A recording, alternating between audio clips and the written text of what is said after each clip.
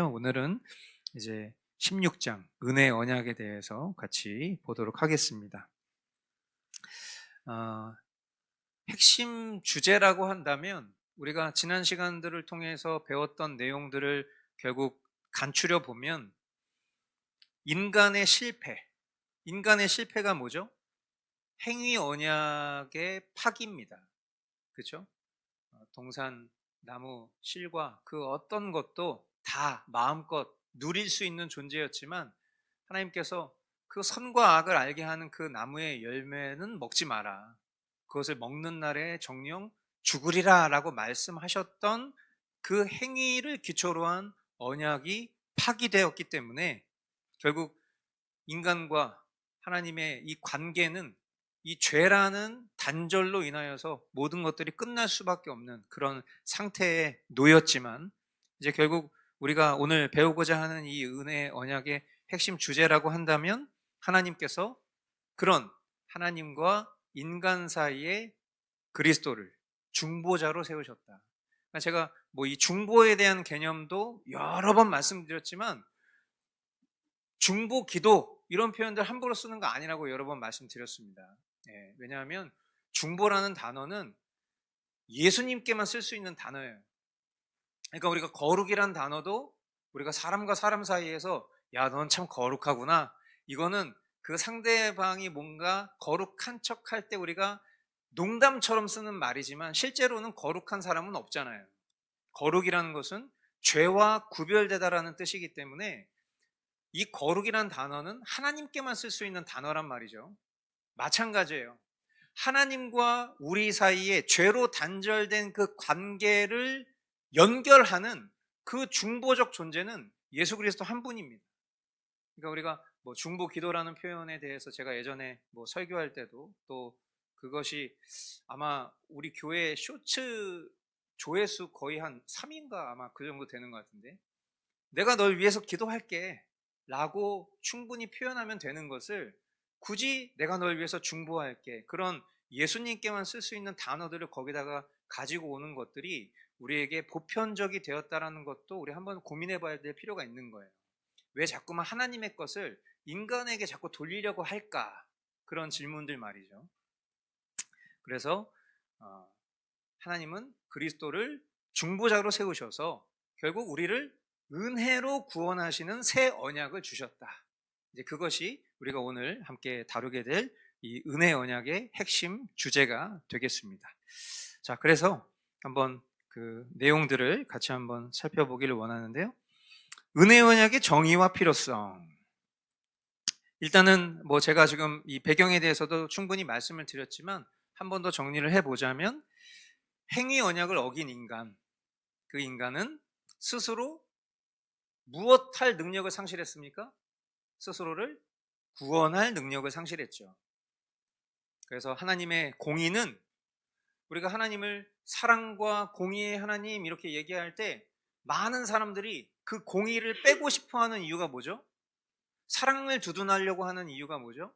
죄에 대한 심판을 받고 싶지 않기 때문이에요. 그러니까 인간 본성입니다. 그것은 내재적인 죄된 본성이에요. 그러니까 하나님을 자꾸 사랑의 하나님으로만 막 말하고 싶어 하는 게 인간의 죄된 본성이죠. 그러니까 우리가 뭐 자녀들을 훈육할 때 뭐 지금은 이제 저희 자녀들은 다 컸으니까 그럴 일들이 없지만 간혹 어떤 자녀들은 엄마나 아빠가 혼낼 것 같으면 분위기 딱 채고 그때부터 막 아양방구를 막 떱니다. 그죠? 안 혼날라고. 사랑하잖아요, 아빠. 나 사랑하잖아요. 막 이런 식의 그런 행동들을 하는 거예요. 그렇죠? 그때 부모들이 바르게 훈육하지 않잖아요. 그럼 애들은 항상 그런 식으로 나오는 거예요. 본인이 뭔가 잘못했거나 본인이 뭔가 혼날 때쯤이 되면 그렇게 알랑방구를 끼거나 아니면은 뭐 난리를 부리면서 뭔가 이 상황을 모면하고 싶은 그런 고함을 지르거나 그럴 때 그것을 바르게 잡아주는 훈육을 하지 않으면 어떻게 될까요? 3살 버릇 8까지 가는 거예요. 그러니까 부모를 공경하고 부모를 경외하는 법을 배우지 못한 아이가 하나님을 절대로 경외할 수 없어요. 그러니까 제가 거듭 말씀드립니다. 늦었다고 생각할 때 바로 잡으셔야 돼요. 저도 지금 17살, 16살 아이들을 키우지만 단호하게 혼을 내야 될 그때를 노리고 있다가 혼을 냅니다. 아주 박살 내버려요. 17살도 늦지 않았다. 지금도 늦지 않았다. 지금도 너 그런 식으로 살다가 평생 하나님 대적하면서 산다. 어떨 때? 거짓말하거나 부모님을 경외하지 않을 때, 하나님의 말씀을 소홀히 여길 때, 이럴 때는 단호하게 혼을 낼 수밖에 없는 거예요. 왜? 내가 화풀이 하는 게 아니라 이 자녀를 바르게 훈육하고 양육할 책임을 하나님 나에게 주셨기 때문에. 근데 이런 기회들마다 부모들이요, 책임은 다하지 않으면서 감정적으로는 집니다. 그러니까 아유, 얘가 이렇게 하니까 아유, 내가 이런 사랑스러운 애를 어떻게 혼내? 그러면서 너 한 번만 더 하면 혼나? 막 이런 식으로 하고 그냥 넘어가 버려. 그럼 애들 벌써 학습 능력이 뛰어나죠. 왜? 본성이 죄인이기 때문에. 아, 이렇게 하면은 엄마 아빠가 오케이 알았어. 아이들이 벌써 딱 눈치채는 거예요. 그럼 그 다음부터 난장을 피우던가 아니면은 알랑방구로 끼거나 뭐 이제 이런 식으로 가는 거죠. 그렇게 아이가 1년, 2년, 5년, 10년 나중에 자라면 부모의 손을 그냥 떠나버릴 수밖에 없어요. 성인이 돼서 떠나는 게 아니라 어린 아이여도 부모의 통제 밖으로 벗어나 버립니다. 그럼 그때부터 어떻게 됩니까? 하나님 말씀을 가르칠 수가 없게 되는 거예요. 이게 인간이 하나님께로부터 원하는 사랑입니다. 근데 하나님은요, 얄짤없어요. 하나님은 사랑과 공의가 완전하신 분이에요. 하나님의 공의가 발휘돼야 될 때 하나님이 사랑으로 눈 감으시지 않습니다. 하나님이 마땅히 사랑하셔야 될 때 억지로 공의를 끌고 오지 않으세요. 하나님은 완전하신 분, 전능하시고 전지하신 분이시기 때문에 가장 완벽한 타이밍에 사랑과 공의를 펼치시는 분이십니다. 우리가 말씀을 통해서 그런 거를 배워야 되는 거예요. 그것을 배워서 뭐에 써먹는 거예요? 나 자신에게 적용하고 우리 자녀들을 키울 때 그 일을 쓰는 거예요. 그래서 하나님의 공의는 어떠냐? 하나님의 공의는 반드시 죄를 벌하셔야만 하는 거예요. 이번 한 번만 봐줄게. 이럴 수가 없는 거예요. 왜? 하나님은 죄와 공존하실 수 없기 때문에. 그러니까 죄가 있다. 그럼 그 죄에 대한 죄책을 반드시 물게 하시는 것입니다.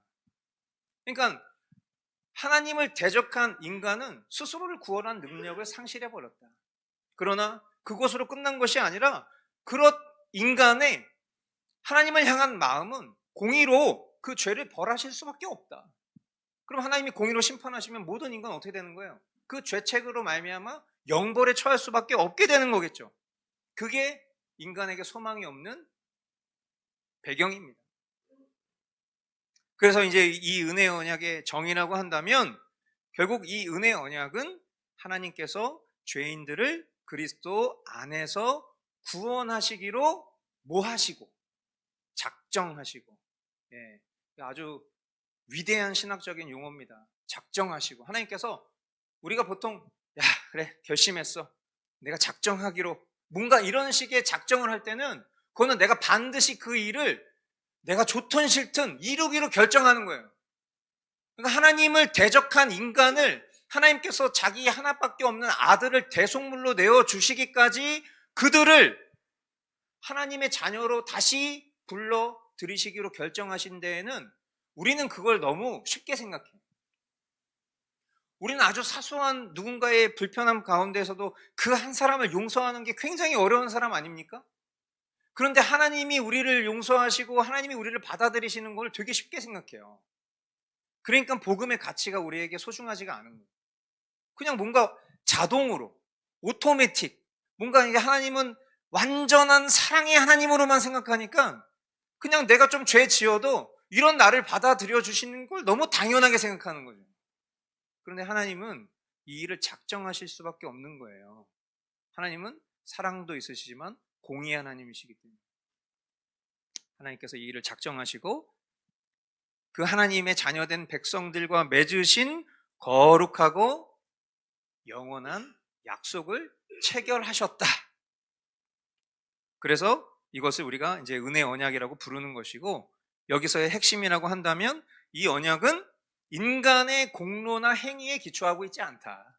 그렇죠? 그 어떤 것에서도 우리의 어떤 공로나 열심과 최선에 기초가 있지 않아요. 그래서 제가 이 하나님의 선물 찬양 만들 때 그 말씀을 묵상하면서 만든 거거든요. 그걸 이제 우리가 보통 예수님이 수고하고 무거운 짐진 자들아 내게로 오라 이렇게 얘기하는 거를 무슨 이렇게 힐링처럼 생각하잖아요. 근데 그게 아니에요. 예수님이 우리의 수고하고 무거운 짐을 져주신 게 우리가 살아가는 인생사에서 어떤 우리가 뭐 짓는 뭐 어떤 경제적인 짐, 관계의 어려움 뭐 이런 걸 말씀하시는 게 아니잖아요. 예수님이 대신 져주시겠다고 한 그 짐이 뭐예요? 죄짐이에요, 죄짐. 죄짐 맡은 우리 구주. 우리는 이 죄 문제를 해결할 수 없기 때문에 일평생 우리의 영혼은 수고하고 무거울 수밖에 없는데 그걸 예수님께서 대신 감당하셨다는 얘기를 하시는 거예요. 그러니까 이걸 이제 복음주의자들이나 인본주의자들은 마치 이걸 그냥 우리의 삶 가운데서 내가 받는 스트레스 그런 것에 대한 힐링처럼 그렇게 말씀을 가르치거나 전하다 보니까 마치 예수님을 그냥 내 어떤 감정 해소용으로 생각하는 경향들이 너무 커진 거예요. 그것을 뛰어넘는 수준의 짐이라는 것을 우리는 알아야 됩니다.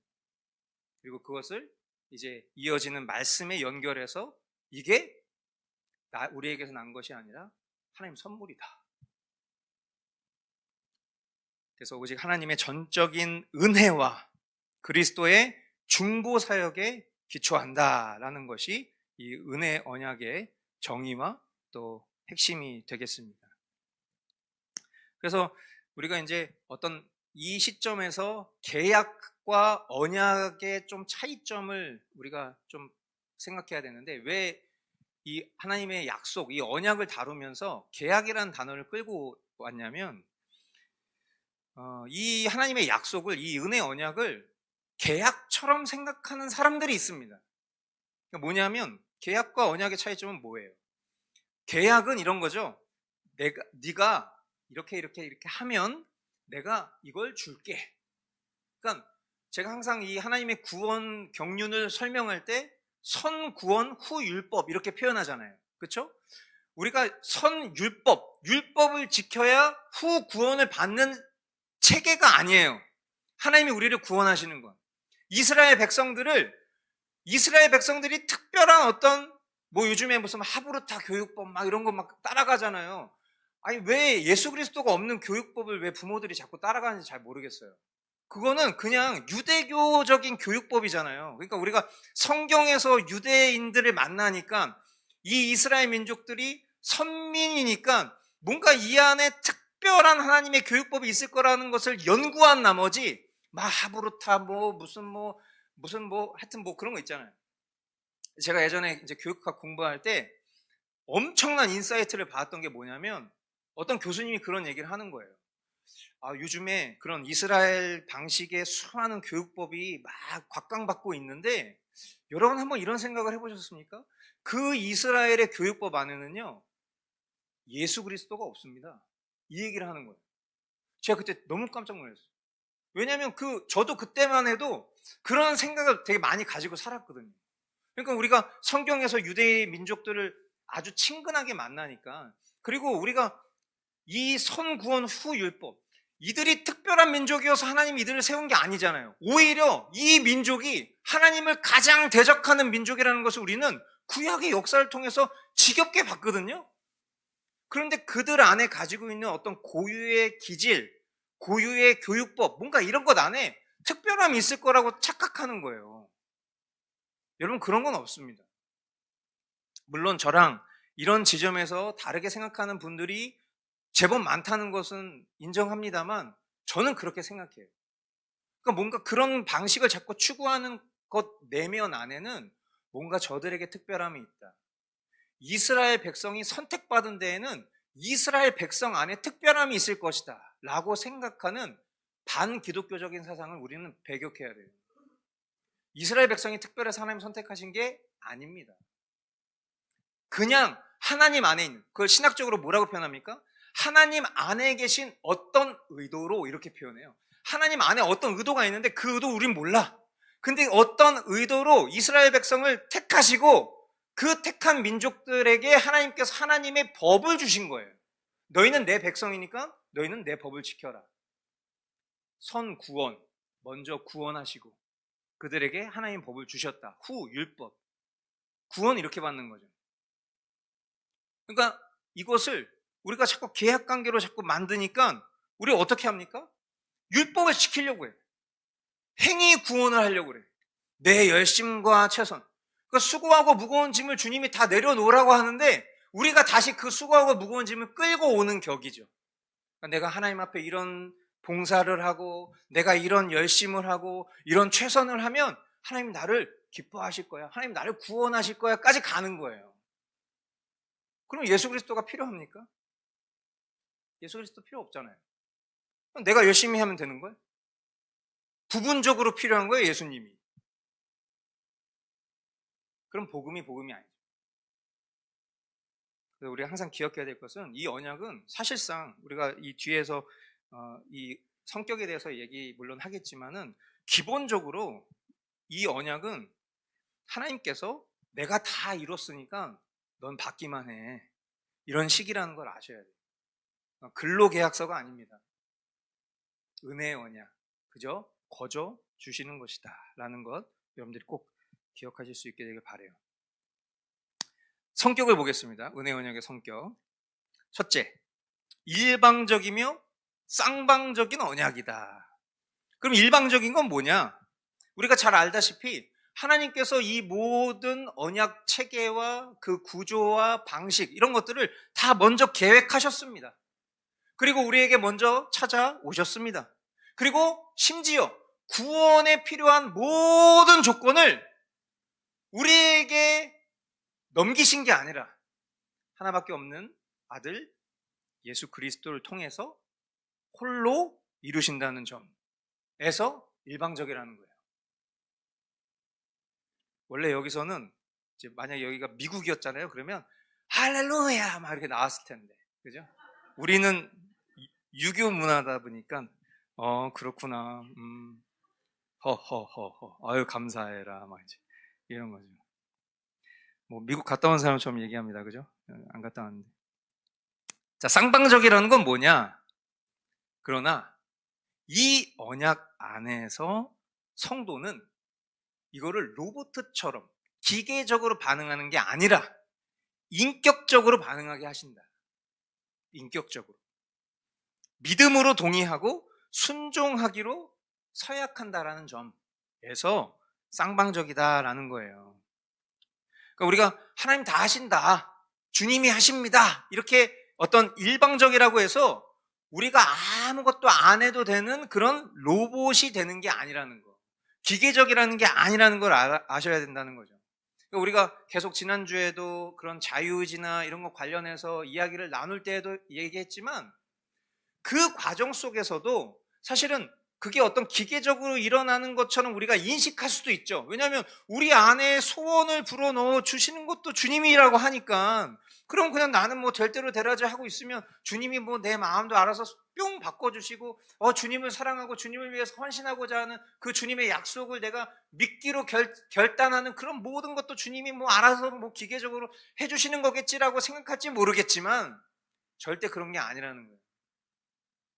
왜냐하면 우리는 반대적으로도 얼마든지 우리 자신 스스로가 선택해서 죄를 능동적으로 지을 수 있는 죄된 실력들을 다 가지고 있기 때문에 그게 디폴트예요. 하나님의 말씀을 거역하고 하나님의 말씀에 불순종하는 게 우리의 기본이라고, 기본.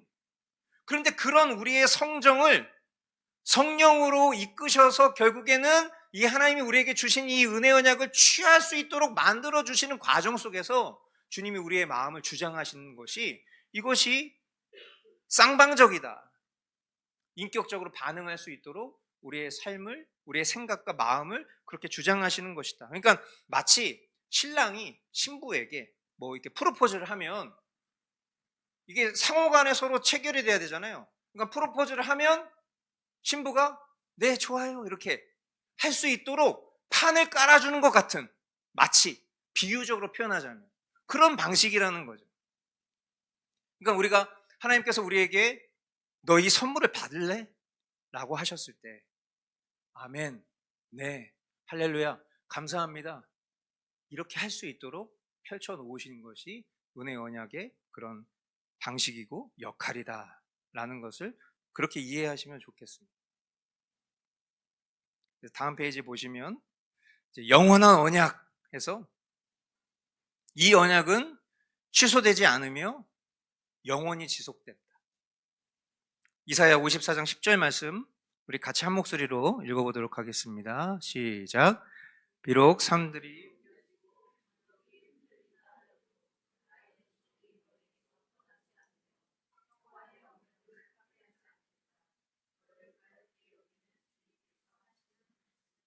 아멘.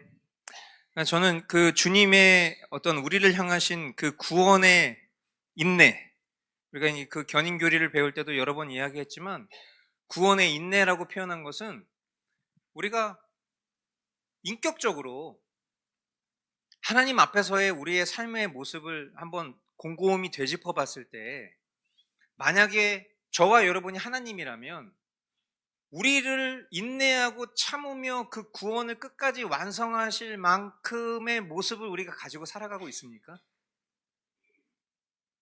아니잖아요. 그렇죠? 그냥 사람과 사람 사이의 관계로 생각해 봤을 때 그냥 당장 지금이라도 야, 난 더 이상 못 해먹겠다. 난 진짜 너무 극혐한다. 이렇게 하실 만해도 전혀 우리가 항변할 가치를 못 느낄 만큼 우리의 존재 자체가 정말 그렇습니다. 근데 하나님께서 우리를 끝까지 인내하시는 그 인내의 어떤 방식이라고 한다면 성경이 이야기하고 있는 그 코드는 바로 긍휼함이에요. 우리를 불쌍히 여기시기 때문에 인내하실 수 있는 거예요. 그래서 제가 이제 복음훈련 할 때도 개인 1대1 복음훈련 할 때도 여러 번 말씀드렸었지만 우리가 누군가를 용서할 때 작용하는 것도 동일한 방식입니다. 성경이 우리에게 용서의 방식을 설명할 때 그 용서하는 방식도 내가 나에게 잘못한 사람을 용서하는 그 방식이 긍휼함으로 가는 거예요.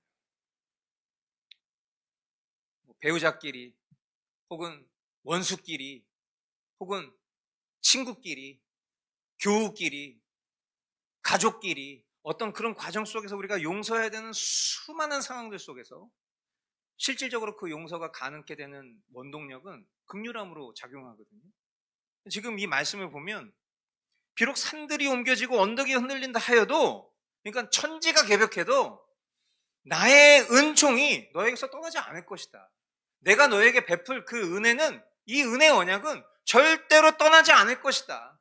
평화의 언약을 파기하지 않을 것이다. 라고 선언하시면서 그 뒤에 방식을 얘기하시죠.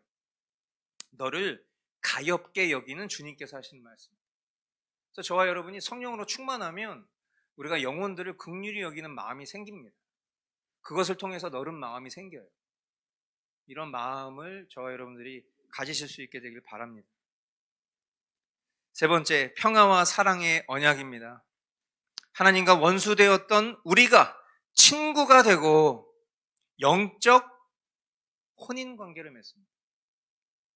그러니까 우리가 이제 하나님과 우리의 어떤 그런 관계를 신랑 되신 예수님과 신부된 교회, 그렇게 신약에서 표현하는 것처럼 마찬가지죠.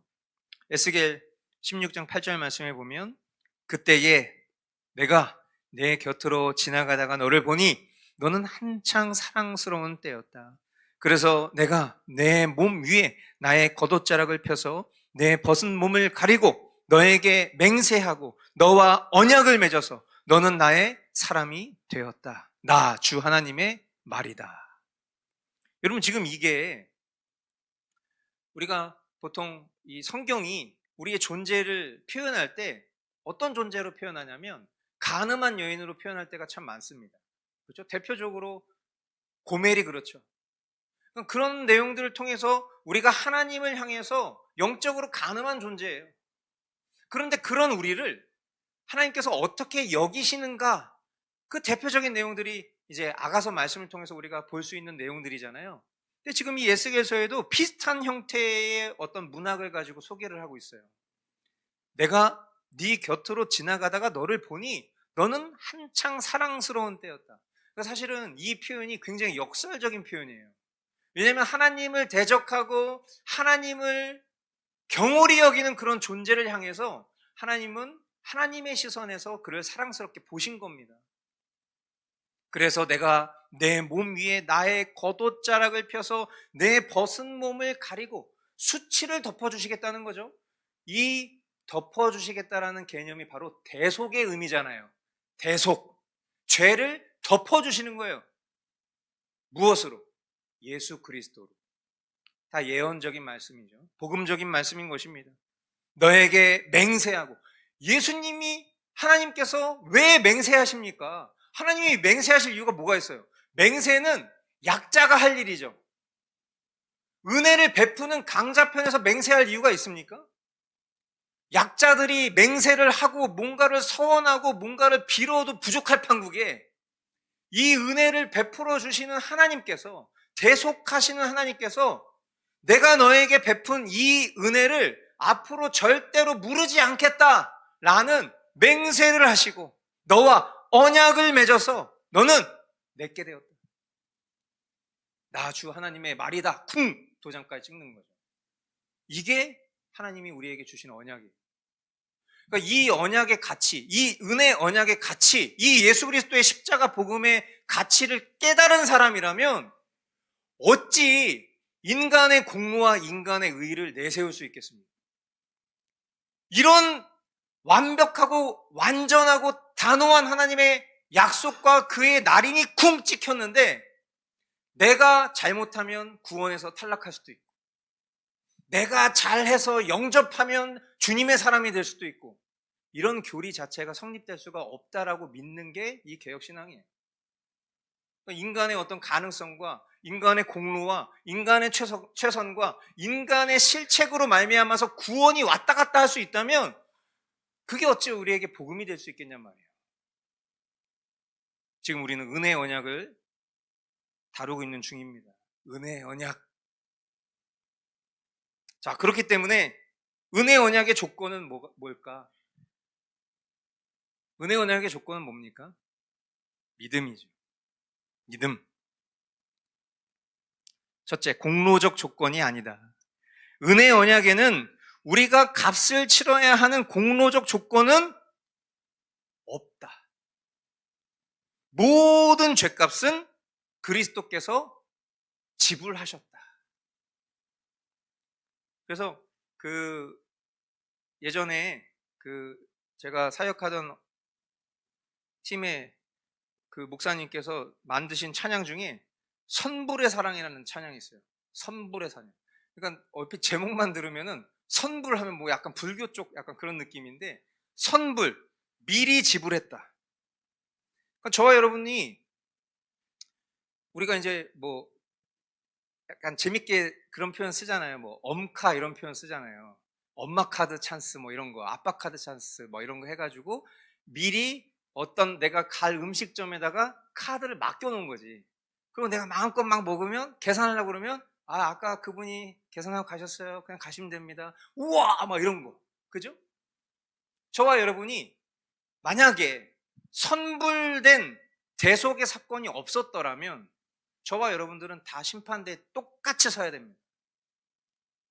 장차 이 백보자 심판 앞에 섰을 때 우리는 똑같이 심판대에 서야 돼요.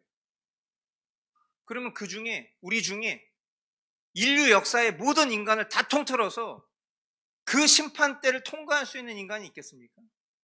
아무도 없어요. 근데 갑자기 우리가 어떤 뭐 놀이동산 같은 데 가면은 익스프레스 패스 막 이런 거 있잖아요.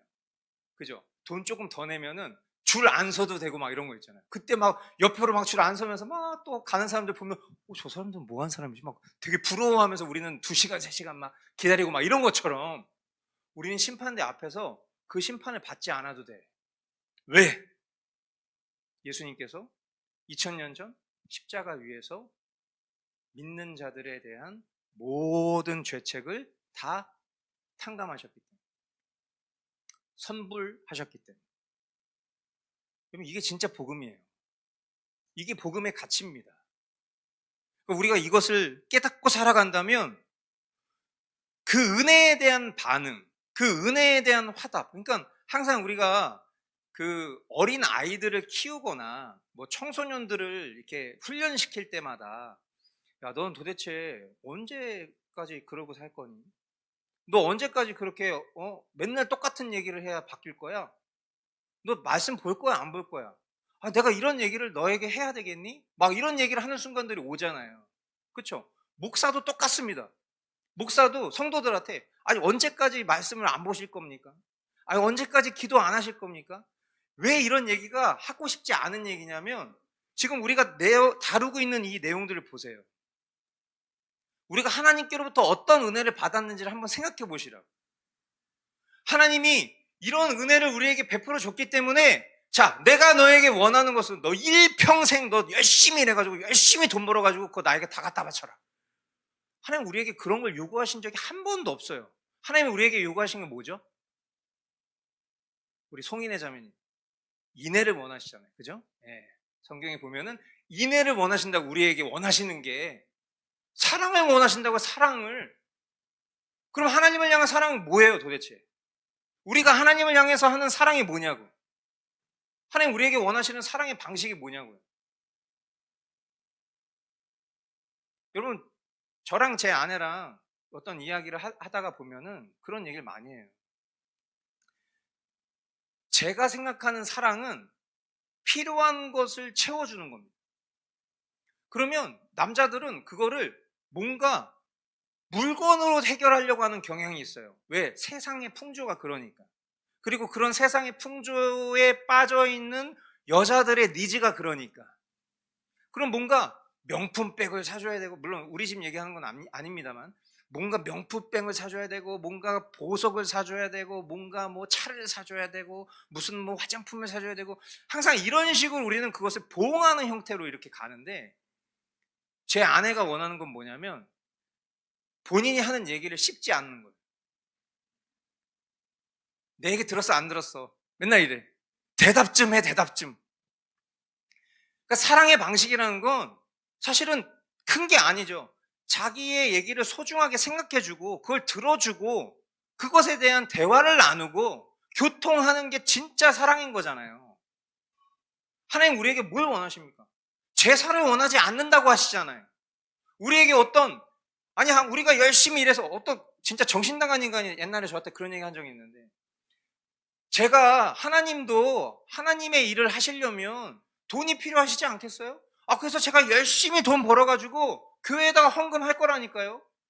그러니까 저에게 말씀 보라고 강요하지 마세요. 이렇게 얘기해요. 그래서 제가 진짜 입에서 막 뭐 거친 얘기 나갈 뻔했는데, 야, 너 가라. 그랬어요.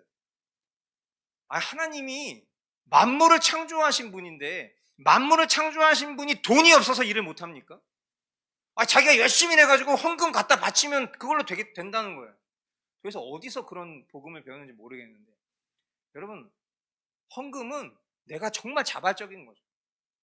내가 정말 사랑하니까. 내 소유가 나라는 존재 자체가 주님 거니까 주님이 나에게 명하신 바대로 내 마음에 즐겁고 자원하는 마음으로 드리는 게 헌상이지, 내가 뭔가 열심히 돈 벌어가지고 내가 하나님한테 갖다 바치면 하나님이 그걸로 일하신다고 생각하는 것 자체가 하나님 모독하는 거예요. 그렇지 않습니까? 사람과 사람 사이가 이렇다니까요. 그러니까 하나님 우리에게 원하시는 건 어떤 제사를 원하시는 것도 아니에요. 우리의 어떤 열심과 최선과 공로를 원하시는 게 아니에요. 하나님 말씀을 듣기를 원하시는 거예요. 그러니까 우리가 성경을 보는 거예요. 뭐 초자연적인 음성 듣는다고 하시는 분들은 뭐 가만히 있어도 들으시는지 모르겠는데, 우리는 실력이 좀 부족하기 때문에 성경을 읽습니다. 성경을 읽으면서 그 안에 좀 머무르고 그 안에 거하는 거예요. 짧은 시간이라도 10분이라도 20분이라도 진지하게 그 말씀 앞에 거하는 거라고, 듣는 거라고요.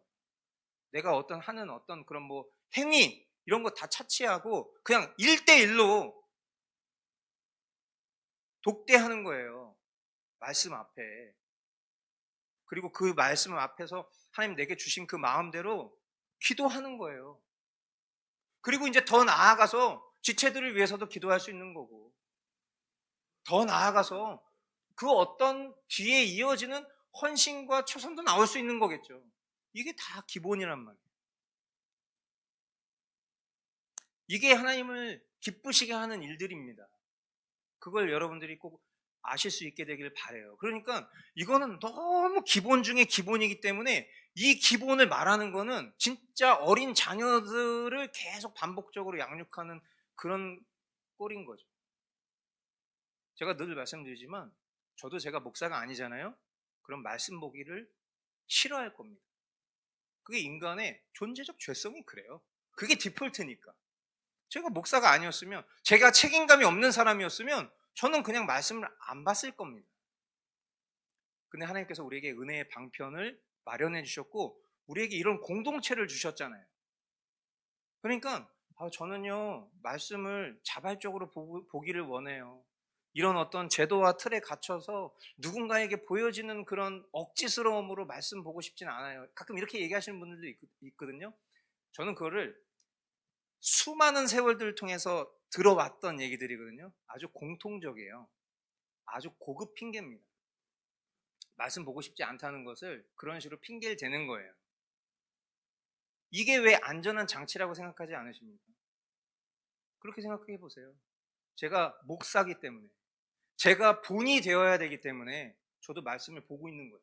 하나님이 이런 공동체를 통해서 그와 같은 은혜의 방편을 주신 거예요. 이렇게 생각해야지, 나는 사람들 앞에서 내 얘기하는 거 저는 별로 원하지 않습니다. 기다려주세요. 네, 기다립니다. 근데 말씀 보셔야 돼요. 왜? 이 하나님의 은혜에 대한 반응이 우리에게는 마땅하니까. 두 번째, 방편적 조건. 이 언약에 참여하기 위해서 뭐가 필요하다? 믿음이 필요하다. 근데 이 믿음은 구원을 사는 돈이 아니라 하나님이 주시는 구원의 선물을 받는 손이다. 한번 그렇게 생각해 보신 적 있습니까? 그래서 제가 이 믿음에 대해서 항상 이야기할 때 믿음을 쓰는 거다, 그렇게 표현합니다. 그러니까 왜냐하면 우리는 이 믿음을 되게 막연하게 생각하거든요. 우리가 구원에 대해서 이야기할 때, 우리가 지난 여름 휴양회 때 주제가 플러그인이었잖아요. 그 플러그인이 뭡니까? 복음에, 말씀에 내게 주신, 선물로 주신 믿음을 플러그인, 결합했을 때 구원이 나타나는 거예요. 구원이 임하는 거예요. 그러니까 그냥 선물을 딱 줬을 때 선물을 내가 받지 않으면 선물은 나에게 선물이 아닌 거잖아요. 너희는 그 은혜에 의하여 구원을 얻었으니 라고 했을 때 구원을 어떻게 얻냐? 믿음을 통하여 은혜로 받습니다. 그렇게 얘기했잖아요. 그렇죠? 믿음을 통해서 은혜로 받는 거예요. 은혜가 뭐라고 그랬어요? 거저 받은 선물이잖아요. 그럼 내가 누군가에게 선물을 받았을 때 그 선물을 내가 받아야 내게 되는 거예요. 이 받는 것, 이게 믿음인 거예요. 믿음을 쓰는 거예요. 이 믿음을 쓴다라고 했을 때 지금 여기서 뭐라고 표현하는 거예요? 믿음은 구원을 사는 돈이 아니다. 하나님이 주시는 구원의 선물을 받는 손이다. 내 손에 다른 무언가가 들려 있으면 이거 못 받아요. 그러나 빈손이면 받을 수 있어요. 그러니까 우리가 내가 주인 삼고 있었던 그런 모든 것들을 내가 다 움켜쥐고 있으면 하나님 내가 믿음을 주셨어도 이 믿음을 발휘하지 못하잖아요. 은혜라는, 예수 그리스도라는 그 선물의 본체가 우리에게 주어졌어도 내가 예수 그리스도보다 좋은 게 더 많잖아요. 그럼 결국 근심하다 떠나가는 부자 청년 같이 되는 거예요. 그래서 이 믿음조차도 성령님께서 우리 안에 일으키시는 은혜의 선물이다. 그러니까 이런 어떤 과정들, 우리 내면에서 일어나는 어떤 그런 프로세스들, 이런 것을 우리가 지금 이런 어떤 신학적인, 어떤 교리적인 접근으로 이 내용들을 보고 있는 것이지만 결코 이것이 우리를 차가운 이성으로 만든다든지 아니면 믿음으로부터 이탈시킨다든지 아니면 지식적인 인간으로 바꾼다든지 절대 그렇지 않습니다. 바른 교리는 반드시 뜨거운 심장으로 하나님의 말씀을 사랑할 수밖에 없게 만듭니다. 하나님의 말씀을 사랑하는 사람은 그 하나님의 뜻대로 행함 있는 믿음으로 갈 수밖에 없습니다. 이런 것들이 필연적이에요. 그래서 우리가 이런 내용들을 잘 알아야 돼. 이런 것들이 없으니까 다 자기 방식, 자기 멋대로 해석하고 이해하고 뭐 하나님 나에게 말씀하셨고 뭐 이렇게 얘기하고 저렇게 얘기하고 너무 다양해. 그렇지 않습니다. 다 성경적인 어떤 이런 프로세스 안에서 하나님께서 일하고 계신 것을 풀어놨을 뿐이에요. 그래서 중요한 거는 내 믿음의 세기가 아닙니다. 내 믿음이 붙잡고 있는 대상이 얼마나 강한가, 나를 붙잡고 계신 주님이 얼마나 강하신가의 문제지, 내가 뭔가 믿음이 탁월하고 내가 뭔가 믿음이 훌륭하고 내가 뭔가 믿음이 거창해가지고 내가 이런 믿음으로 살고 있는 게 아니라는 걸 아셔야 됩니다. 그래서 저 역시도 마찬가지예요. 그래서 항상 주님이 우리에게 말씀하신 것은 믿음의 분량. 주님이 우리를 누구보다 잘 아시는 분이기 때문에 우리 각자에게 적합한 믿음의 분량을 주셨습니다. 그러니까 우리가 믿음에 대해서 논할 수가 없어요. 왜? 하나님이 주신 거이기 때문에. 그럼 저 사람의 믿음은 왜 저래? 라고 얘기할 수 없는 것이고, 누군가의 믿음을 부러워할 필요도 없습니다. 그러나 성경은 또 하나 우리에게 요구합니다. 믿음의 장성한 분량에 이르도록 얘기하시죠. 그러니까 결국 우리에게 믿음을 주셨어도 참된 믿음의 사람이라면 그 믿음의 분량을 키워가기 위해서 열심을 낼 거란 말이죠. 어떤 열심을 낼까요? 그게 바로 은혜의 방편인 말씀과 기도의 열심을 내는 거예요. 그렇게 주님의 마음과 더 깊이 하나가 되어져 가는 것이고, 내가 주님 안에, 주님이 내 안에 거하시는 그 포도나무 된 그 관계, 포도나무와 가지 된 그 관계를 주님이 우리에게 원하신다. 그것이 결과적으로 은혜 언약을 받은 사람이구나라는 것이 그런 모습으로 아웃풋되는 거예요.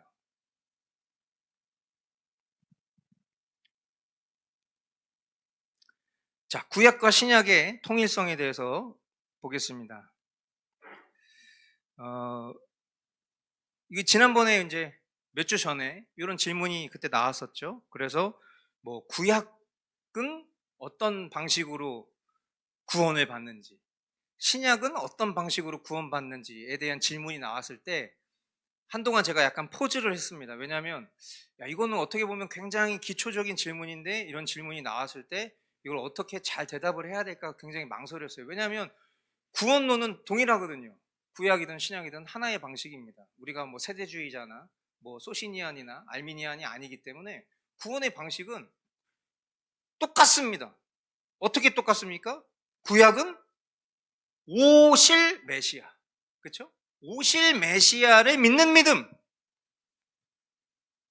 그래서 하나님께서 규범으로 세워놓으신 그런 방식들, 그리고 선지자를 통해서 하신 약속의 말씀들을 통해서 장차 이 민족을 구원할 그 메시아, 즉 그리스도를 믿는 믿음으로 구원받은 것이고, 그러니까 세대주의자들이나 뭐 소시니안 같은 사람들은 이거를 그 안에서 뭔가 세대의 구분 속에서 이때는 뭘로 구원받고 저때는 뭘로 구원받고 이런 식으로 나누다 보니까 구원론 자체가 다원론이 돼버린 거죠.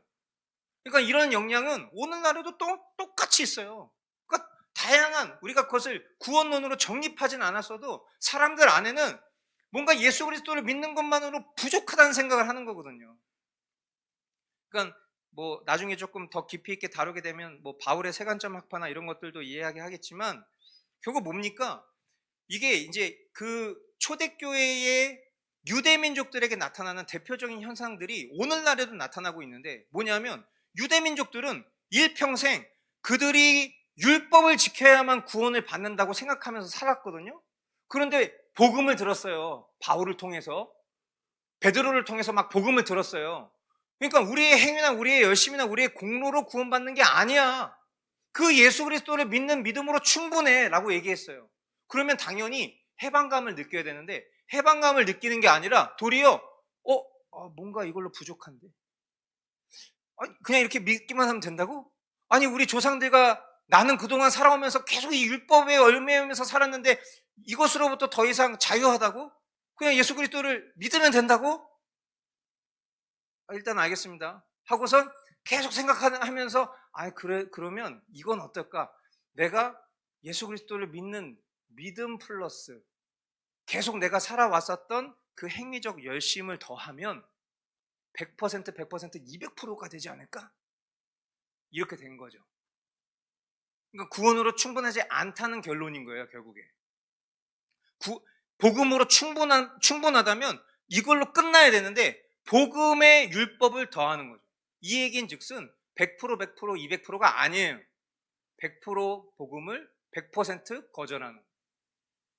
근데 이게 초대교회는 그럴 수 있단 말이에요. 왜? 과도기니까. 복음의 과도기니까. 근데 오늘날에도 이런 사람들이 있습니다. 오늘날에도. 그리고 저와 여러분도 알게 모르게 그런 삶을 살고 있을 수도 있습니다. 내가 구원받기 위해서 뭔가 행위적인 열심을 더해야 돼. 혹은 내가 구원받는 믿음이 좀 부족하기 때문에 이건 어쩔 수 없고 그냥 시간 봉사하면서 때워야지. 이걸로 좀 충족해야지. 그러니까 아까 그런 형제 같은 얘기가 나오는 거예요. 제가 신앙생활 열심히 할 자신은 없어요. 대신에 제가 10일 좀 많이 하겠습니다. 그냥 진짜 화가 나는 얘기. 하나님을 거지로 알아. 근데 이런 마음이 우리 안에도 알게 모르게 있을 수 있다는 거예요. 그래서 그런 걸 우리가 뭐라고 부릅니까? 율법주의라고 부릅니다. 율법은 좋은 건데 율법주의는 그래서 나쁜 겁니다. 하나님의 백성이니까 선 구원 받았으니까 그 구원에 감격한 우리가 어떻게 하면 하나님의 뜻을 더 잘 지키며 살 수 있을까로 가야 되는데 이 선 구원에 대한 것은 되게 경홀히 여기면서 율법주의자가 되는 거죠. 그래서 율법주의라는 것이 율법과 율법주의의 이 간극이 굉장히 큽니다. 그걸 우리가 잘 분별할 수 있어야 됩니다. 율법은 선한 것, 그러나 율법주의는 나쁜 거죠. 결론, 구약 성도나 신약 성도나 구원의 길은 오직 하나, 예수 그리스도뿐이다. 그래서 구약은 오실 메시아를 믿는 믿음, 신약은 오신 메시아 예수 그리스도를 실체로 보고 믿는 것. 그래서 이단은 항상 이런 경계선에서 장난질을 칩니다. 그러니까 그런 장난들을 치는 거예요. 세대주의도 결국에는 어떻게 보면 지금은 다 같은 어떤 크리스찬니티 범주 안에 들어있지만 사실 우리가 그것을 굉장히 경계하는 이유는 뭐 때문이죠? 그들은 구약은 율법을 지켜서 구원받았던 시대다. 이렇게 세대적 구분을 딱 지어놓는 거예요. 그래서 율법 시대 이런 식으로 표현하는 거예요. 율법 시대 때는 율법을 지켜서 구원받은 거예요. 신약 시대는 뭐죠? 믿음 시대. 믿음으로 구원받는 겁니다. 구원론 자체를 이렇게 나눠버린 거예요. 하나님이 제정하신 방식은 오직 나 외에는 아버지께로 갈 자가 없느니라. 나는 길이요 진리요 생명이니 나로 말미암지 않고는 아버지께로 갈 자가 없느니라. 구약이든 신약이든 예수 그리스도를 통과하지 않으면 절대로 구원받을 수 없는 거예요. 이 법칙은 동일합니다. 예수님이 하나님이시니까. 그런데 구약은 율법을 지켜서 구원받고요. 신약은 믿음으로 구원받는 것입니다. 라는 것이 같은 기독교 신앙 안에 있다라는 거. 이런 것들 참 생각해 볼 것들이 많아지죠. 창세기 15장에 보면 뭐라고 표현합니까? 아브라함도 믿음으로 의롭다 하심을 받았다. 그렇죠? 믿음으로. 뭘 믿는 믿음? 오실 메시아. 하나님의 그 약속, 그 언약을 믿는 믿음으로 칭의의 은혜를 받은 거예요. 그러니까 예수 그리스도가 등장하지 않는다고 해서 결코 그럴 수 없다. 성경은 구약과 신약 전체를 관통하는 주홍색 실이 흐르고 있다라는 거 늘 항상 우리가 기억해야 할 것입니다. 자, 그래서 우리 자신에게 한번 이와 같은 질문을 해보길 원합니다. 첫째, 구원의 확신이 내 기분이나 행위가 아닌 언약, 하나님의 약속에 있음을 붙들고 있는가? 아마 이제 이 자리에 계신 여러분들은 이런 질문이 어려운 질문은 아니실 거라고 저는 생각합니다만은 생각보다 많은 한국교회 성도들 중에는 날마다 흔들리는 믿음을 가지고 살아가시는 분들이 제법 많습니다. 나 진짜 구원받은 게 맞을까? 이런 생각. 그러니까 저는 그게 감히 말씀드리자면 저는 교육으로부터 비롯됐다라고 생각합니다. 그러니까 결국 믿음은 들음에서 나는 거예요. 근데 이게 우리가 되게 막연하죠. 어떤 믿음에 대한 교육을 받았냐. 그러니까 지금 우리가 믿는 믿음에 대한 교육은 개혁주의 신앙, 칼빈주의 신앙, 장로교 신앙인 거잖아요. 장로교 신앙의 대표는 뭐죠? 하나님의 구원의 작정이 하나님께 100% 있다. 모든 주권이 하나님께 있다는 걸 믿는 거예요. 그런데 그렇지 않은 교리 가운데 신앙생활을 하셨던 분들은 언제든지 나의 어떠함으로 인해서 구원에서 이탈할 수도 있고 구원의 반열에 들어갈 수도 있고 라고 생각하니까 그 사이에 굉장히 많은 생각들이 있는 거죠. 그럼 내가 어떻게 하면 여기서 좀 견고하게 나을 수 있을까? 어떻게 하면 내가 여기에 잘 붙들려 있을 수 있을까? 그러면 인간의 생각은 늘 항상 금송아지로 갈 수밖에 없어요. 하나님이 원하시지 않는 걸로 가는 거예요. 내 최선과 내 열심과 내 노력과 나의 공로와 항상 이런 식으로 고행과, 그러니까 뭔가 하나님 앞에 기도를 하더라도 인격적으로 기도하려고 하는 게 아니라 내가 무조건 40일 갑니다. 제가 무조건 나무를 뽑겠습니다. 막 이런 식으로. 여러분 이거 기독교 신앙적이지 않아요. 이런 건. 그거는 그냥 무속신앙적인 거잖아요. 우리만 그렇게 하는 게 아니잖아요. 하나님 우리에게 인격적이시고 우리에게 전부를 주셨는데, 하나밖에 없는 아들을 주셨는데, 그 하나밖에 없는 아들을 주신 하나님께서 우리를 뭐 몇천 배 해야 되는 걸로 가시는 분이 아니잖아요. 자꾸 우리가 그런 식으로 뭔가 가는 것 자체가 성경적이지도 않지만 그게 복음적이지가 않은 거예요. 우리의 구원은 그런데 왔다 갔다 하지 않습니다. 오늘 계속 보고 있지 않습니까? 앞에 그냥 우리 말씀 2개밖에 안 읽었잖아요. 이사야 말씀이랑 에스겔 말씀 이거 2개밖에 안 읽었는데도 그 2개의 말씀 속에 하나님의 선제적인 조치, 완전한 약속의 날인, 여기서 뭐가 더 갈 게 뭐가 있습니까? 이것을 믿음으로 취하는 것만 우리가 하면 되는 거예요. 그리고 그 믿음도 이거를 받아들일 수 있는 정도의 수준에 맞는 믿음을 우리에게 또 주셨단 말이죠. 그러니까 이 믿음을 소유하지 않은 사람들에게 이걸 설명할 때 옛날에 우리 권사님들이 야 이놈아 그냥 믿어 임마 막 이렇게 얘기한 게 그래서 그런 거예요. 왜냐면 말로 형용이 안 되거든. 이걸 어떻게 논리적으로 설명할 거예요. 물론 지금 이것을 풀어서 논리적으로 설명하는 중이지만 이걸 어떻게 설명할 거예요. 다 하나님께로부터 왔는데. 그러니까 그냥 믿어 임마 이렇게 얘기할 수밖에 없는 거지. 근데 저는 믿어지지 않는 걸 어떻게 해요. 그런 말 열심히 해 임마. 그렇지는 않죠. 그래서 우리가 이제 복음을 전할 때도 결국 그런 태도로 가는 거예요. 뭐냐면 우리는 그냥 듣든지 아니 듣든지 복음을 복음대로 전하면 됩니다.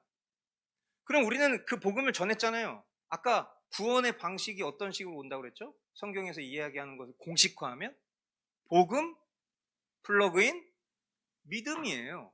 그러니까 우리에게 일단은 기쁜 소식이 들려야 돼요. 예수 그리스도의 복음이 들려야 된다고. 그러니까 우리가 어떤 사람을 하나님이 택하셨는지를 모르기 때문에 때를 어떤지 못 어떤지 계속 전해야 되는 겁니다. 뭐를? 복음을 전하면 돼요. 복음을. 예수가 그리스도라는 걸 전하면 된다고. 그러면 하나님이 선물로 믿음을 주신 영혼이라면 그 복음이 우리에게, 인간에게 복음으로 들립니까? 처음에? 안 들리지. 우리에게 지금 복음은 뭐예요? 주님, 저에게 달러를 주십시오. 이런 게 우리에겐 복음이겠죠. 주님, 저에게 사이버 트럭을 주십시오. 사이버 트럭 되게 좋더라고요. 테슬라 사이버 트럭. 이런 게 우리에게는 복음 아닙니까? 지금 여러분들 중에 약간 거의 입신 상태로 가셨던 분들이 제가 사이버 트럭이랑 달러 얘기했더니 갑자기 눈이 이렇게 커지시더니, 이런 게 우리에게는 복음인 거예요. 인정해야죠. 그게 우리에게 복음이 맞아요. 인생의 복음. 근데 지금 내세의 복음이잖아요. 근데 이 내세의 복음이 어느 순간, 어느 날 갑자기 이게 나에게 전부로 다가온다. 그걸 어떻게 설명할 겁니까? 바로 그게 성령이 우리 안에서 일하신 믿음의 역사인 거예요.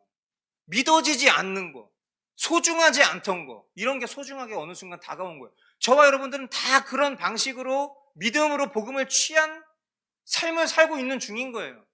날 때부터 모태신앙이라고는 하지만 그런 모태 신앙의 환경 속에서 복음을 듣고 자란 거예요. 또 언젠가 망나니처럼 살았지만은 누군가가, 엄마가, 어떤 형이 야, 교회 한번 가자. 교회 한번 가자는 복음이 아니지. 근데 교회에 한번 갔더니 거기서 복음을 들은 거예요. 근데 이미 내재된, 하나님께서 성령으로 이미 내재하셔서 믿음을 주셨고 그 복음을 들었더니 이게 내 존재를 바꾸네. 가 된 거예요. 이 과정은 영혼에게 누구에게나 다 있는 과정이라고. 그렇기 때문에 우리는 복음을 전해야 돼요. 그게 결국 우리가 살아가는 삶에서 가장 위대한 일입니다. 그게 우리가 해야 될 일이에요. 그래서 저와 여러분들이 복음을 어떻게 여기고 있는지 그런 것들도 한번 잘 돌아보셔야 돼요. 근데 우리가 열심히 뭔가 최선을 다하지 않았는데 이게 믿어져. 그건 너무 감사한 일이죠. 그러니까 가끔 제가 오랫동안 신앙생활을 했는데 잘 믿어지지가 않아요. 그러면 솔루션은 저는 하나밖에 없다고 생각해요. 그 복음을 계속 듣는 환경 속에 계시면 돼요. 내가 개인적으로 있을 때는 하나님 말씀을 읽고, 믿음은 들음에서 나는 거니까 말씀을 읽고 하나님 말씀을 사모하는 마음으로 받고, 이런 어떤 교리도 부분적으로 도움이 되겠죠. 이런 교리적인 지식이 있으면 성경 말씀을 읽을 때에도 이게 이런 거였구나, 질서 있게 말씀을 해석할 수 있는 능력이 생기면 어느 순간 내 안에 없던 믿음들이 생기는 것들을 경험했을 때 그때 그 믿음은 이제부터 자라기 시작할 거거든요. 근데 사실은 그것도 이미 하나님께서 창세전에 계획하신 일이라는 걸 또 깨닫는 거죠. 하나님, 내가 믿음이 연약할 때도, 내 스스로는 믿음이 없다고 생각했던 그 순간에도 하나님 이와 같은 장치들을 마련해 놓으셨었던 거였구나. 그럼 이제 막 awesome God 이렇게 되는 거죠. 와, 주님 놀라우신 amazing grace 이렇게 되는 거죠. 참고로 저는 미국을 갔다 온 적이 없습니다. 자, 두 번째 질문 한번 해보시죠. 스스로에게. 내가 실수해도 하나님은 언약을 깨지 않으신다는 사실이 방종이 아니라 더 깊은 감사와 순종으로 이어지고 있나요? 왜 이런 질문을 하냐면 혹자들은 그런 얘기를 합니다. 이 개혁주의 신학자들, 그러니까 우리가 크게 장로교, 감리교 이렇게 쉽게 얘기하겠습니다. 그냥 그 안에 디테일 일단 생략하고, 장로교 신자들은 그냥 막 살아, 이런 식으로 얘기하죠. 그 사람들은 한번 받은 구원이면 취소되지 않기 때문에 삶이 없어, 이렇게 얘기합니다. 또 이제 이쪽에 있는 사람들은, 저 감리교 사람들은 지네들이 하나님이야. 구원도 자기 맛대로 왔다 갔다 하고 막 이런 식으로. 그러니까 대표 교리를 말하는 거니까 그 안에 어떤 그 개인의 어떤 삶을 비난하는 건 아닙니다. 잘 이해해 주세요. 근데 여러분, 이거 둘 다 틀렸습니다. 왜냐하면 진정한 신자는 장로교 신자든 감리교 신자든 똑같은 모습을 갖고 있을 수밖에 없습니다. 인간이 구분 지어놓은 교리적 차이 안에서 우리가 보다 더 나은 것 혹은 보다 더 내가 옳다 여기는 것을 취하고 있을 뿐이지 하나님의 성숙의 방식은 똑같은 거예요. 생각해 보세요. 만약에 우리가 참된 신자예요. 내가 실수해도 하나님은 언약을 깨지 않으셔 라는 바른 믿음을 갖고 살아가는 사람이라면 그러면 이제부터 한번 실수해 볼까? 이렇게 살겠습니까? 아니면 이런 은혜가 나에게 안전장치로 있다는 것을 알고도 더 내가 하나님을 기쁘시게 하는 삶을 성실히 살겠습니까? 그럼 그 성실히 살아가는 열심이 마치 감리교도들의 열심처럼 드러나겠죠. 그렇지 않겠습니까? 반대로 감리교도들은 그런 어떤 자신의 열심을 통해서 내 믿음을 보존하기 위해서 힘쓰겠지만 사실 이미 선제적으로 하나님이 그 믿음을 지켜놓으신 것이 맞다면 이들의 열심은 자신들이 믿고 있는 그 믿음을 더 풍성하게 꽃 피우는 열심이 되겠죠. 결과적으로는 같은 거예요. 결과적으로. 그래서 제가 가끔은 어떤 성도들은 좀 우리 지금 교회 성도들 말씀드린 거 아닙니다. 오해하지 마세요. 목사님 이렇게 돌려가는구나 이렇게 절대 아닙니다.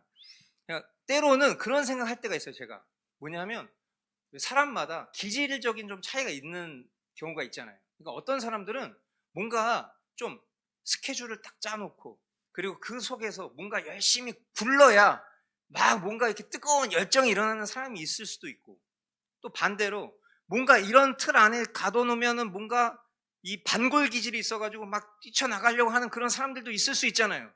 그럼 저는 제가 봤을 때 이런 전자, 뭔가 어떤 딱 열심을 내야지만 뭔가 이렇게 열정이 솟구치는 그런 분들이 우리 교회에서 신앙생활하면 저는 되게 힘들 거라고 생각해요. 왜냐하면 우리 교회는 열심 낼 게 없거든. 그냥 말씀과 기도만 이제 목사님 눈치만 싹 보면서 이렇게 하면 뭐 욕 안 먹을 수 있다고 이렇게 생각할 수 있잖아요.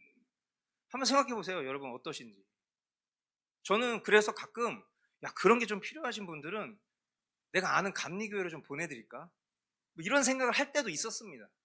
물론 그게 이제 예전에 우리 그 무슨 교리 배울 때 이런 생각 가지면 안 된다, 이제 그런 본문이 나와가지고 저도 이제 공부하다가 막 화들짝 놀란 적이 있었는데, 저는 이게 지금도 계속 감리교회에서 겨울에 사역이 또 계속 들어. 그래서 도대체 왜 그러는지 잘 모르겠는데 감리교회에서 자꾸 얘기해서 제가 그럼 거기 가서 제가 장로교 교리를 전해도 되겠습니까? 얘기했더니 우리는 또 열려 있습니다. 감리교는 항상 이렇게 열려 있어. 부럽습니다. 그러니까 여러분들 한번 생각해 보세요.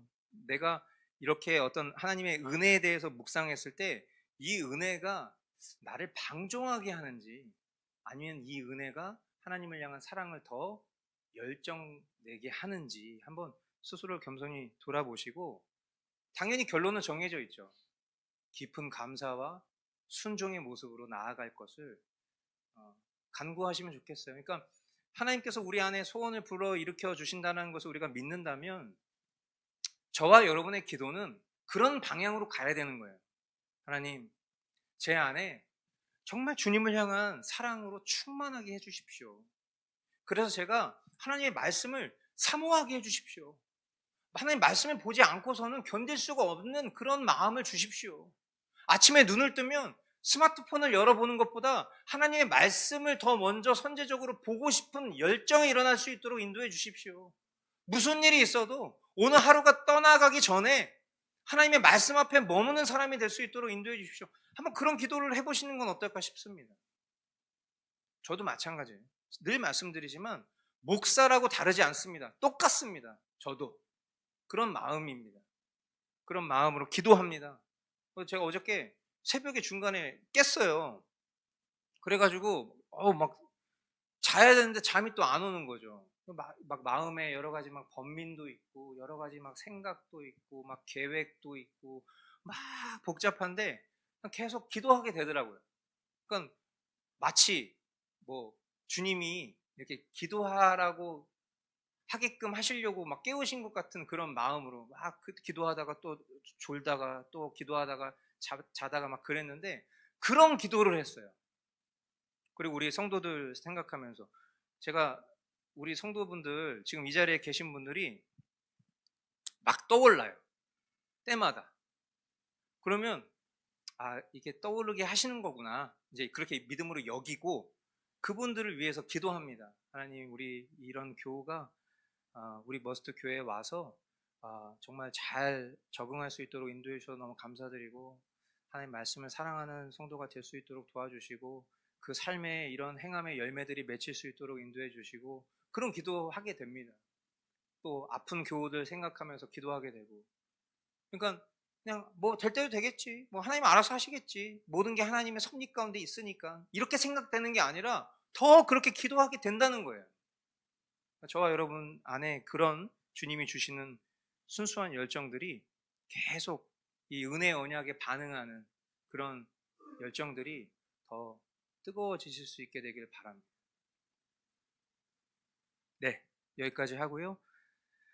질문 있으시면 질문 받도록 하겠습니다.